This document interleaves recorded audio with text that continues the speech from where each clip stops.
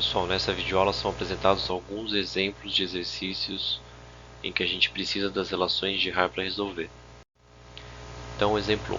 Sendo R e ST as raízes da equação 2x² menos 4x² mais 3 igual a 0, escreva as três relações de Haar. Então, esse tipo de exercício é simplesmente você lembrar quem são as relações de Haar para equações de terceiro grau e aí aplicar a fórmula.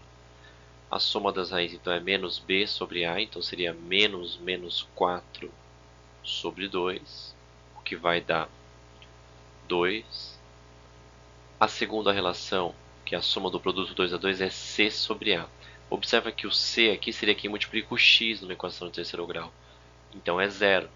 Então ficou 0 dividido por 2, que dá 0. E na terceira equação, o produto das raízes menos d sobre a, ou seja, menos o coeficiente independente sobre a, que vai dar menos 3 sobre 2. Exemplo 2. Resolva essa equação x² menos 8x² mais 19x menos 12 igual a 0, sabendo que uma das raízes é igual à soma das outras duas.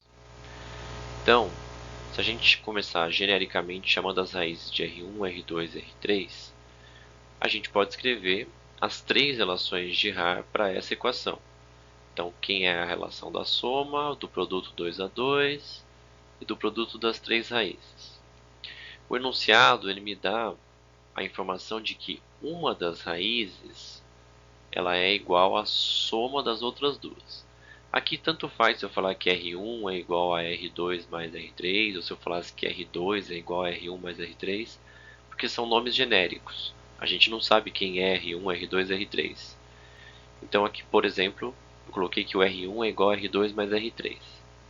E aí, usando essa equação 4 e a equação 1 da relação de Haar, a gente pode substituir o R2 mais R3 por R1 na primeira relação. Então, eu estou usando aqui a quarta relação junto com a primeira. Ou seja, vai ficar aqui 2R1 é igual a 8 e aí R1 é igual a 4.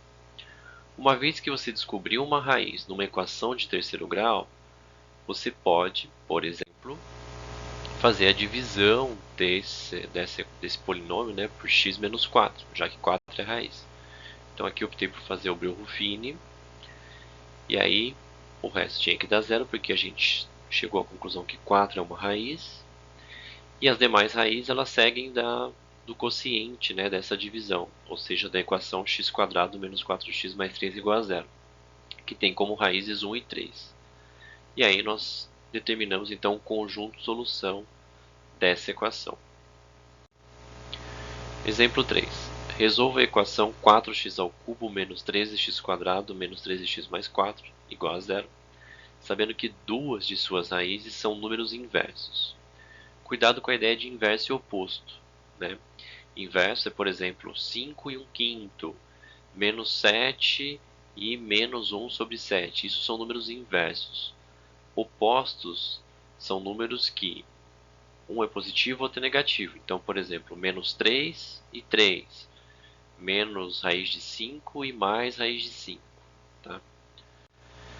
Então, nesse caso, como ele fala que as raízes são inversas, eu poderia dizer que existem genericamente uma equação de terceiro grau, R1, R2 e R3 como raízes, e aí, de novo, eu falei genericamente, escolhi que o R2 é 1 sobre R1. Poderia ter escolhido que o R3 é 1 sobre R2, tanto faz.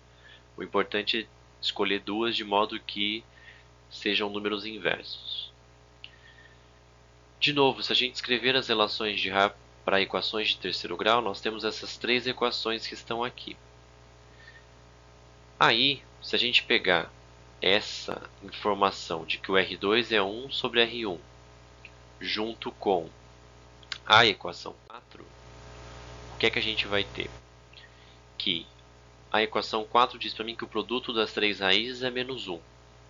Quando eu substituo o R2 por 1 sobre R1, eu acabo simplificando o R1 e aí eu chego que o R3 é igual a menos 1, ou seja, uma das raízes da minha equação é o menos 1.